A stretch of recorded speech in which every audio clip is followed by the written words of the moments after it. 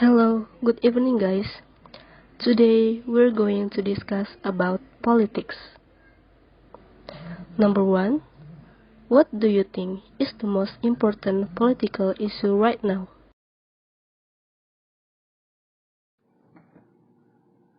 I think the most important political issue that is very important right now is about the removal of bill draft on the elimination of sexual violence or RUU Penghapusan Kekerasan Seksual on the National Legislation Program Priority Year 2020 or Program Legislasi Nasional Prioritas 2020.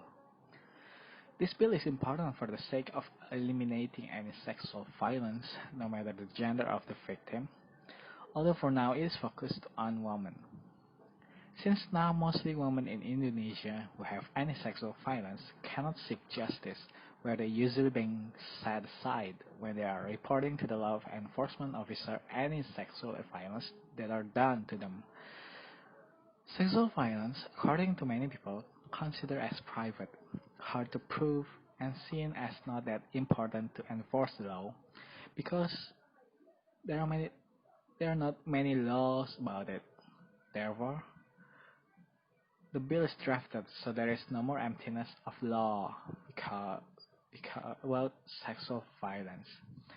The controversy is that many people see this bill as not in accordance to the religion because it protects people who conducting any sexual activity if both party who conducting it consented. The pious people see that as a bill to support free sex activity. Since then, the drafted bill is getting pushed away on the legislation program.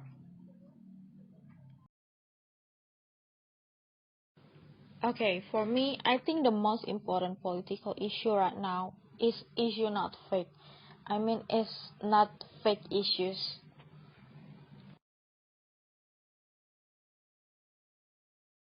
Okay, thank you for your answer.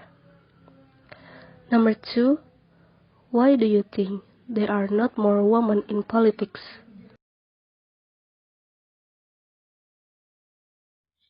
In my opinion, first, women don't have as much negotiation training. 2, women don't take out loans at the rate men do.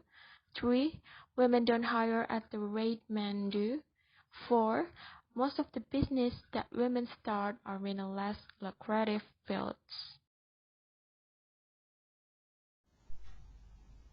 I think women are substantially more likely than men to perceive the electoral environment as highly competitive and biased against female candidates. Women are much less likely than men to think they are qualified to run for office. Female potential candidates are less competitive, less confident, and more risk-averse than their male counterparts. Women react more negatively than men to many aspects of modern campaigns.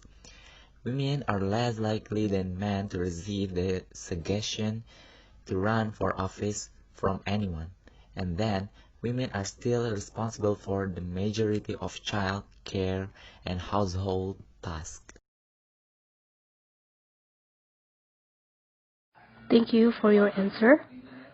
The last question, what type of information, if any, should a government keep from its citizens? I think public information that cannot be provided by a public body is first, information that can endanger the country. The second, information relating to the interest of business protection from unfair business competition. Third, information relating to personal rights. Fourth, information relating to confidentiality of office.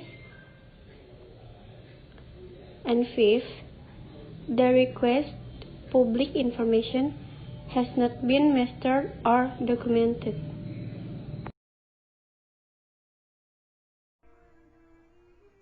In my opinion, what must be kept by the government from citizens is the identity of the patient of COVID-19. It's only from the hospital who found out.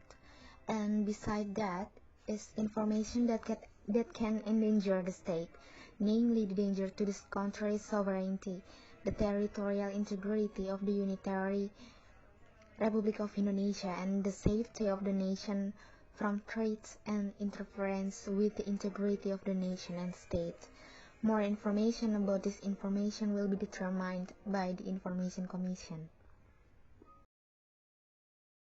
Okay, thank you all for your answer, and good night.